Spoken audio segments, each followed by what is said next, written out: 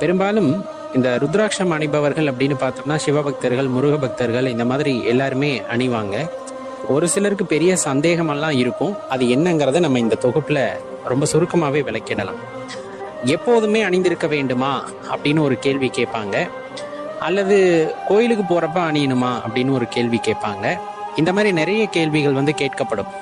இதுல ரெண்டு பிரிவா நம்ம பிரிச்சுக்கலாம். ஒன்று பக்தர்கள், ஒன்று அடியார்கள். இந்த பக்தர்களுக்கு மட்டும்தான் இவ்வளவு கேள்வி வரும்.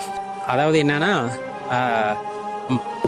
நம்ம இப்ப எப்பவுமே தூங்கும்போது அணிந்து கொள்ளலாமா, பெரிய காரியத்துக்கு போகும்போது அணிந்து கொள்ளலாமா, தீட்டு தடங்கான இடத்துக்கு போகும்போது அணிந்து கொள்ளலாமா, இந்த மாதிரி கேள்விகள் கேட்பது பெரும்பாலும் பக்தர்களாக இருப்பார்கள். அடியார்கள் இந்த கேள்வி எதையுமே கேட்க மாட்டாங்க. தெளிவா தெரிஞ்சுக்குங்க.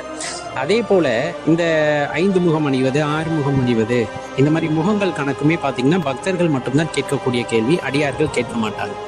இப்ப இதுல இருந்தே நீங்க தெளிவா தெரிஞ்சுக்கலாம், இந்த ருத்ராட்சம் அணிவது அப்படிங்கிறது பொதுவானது.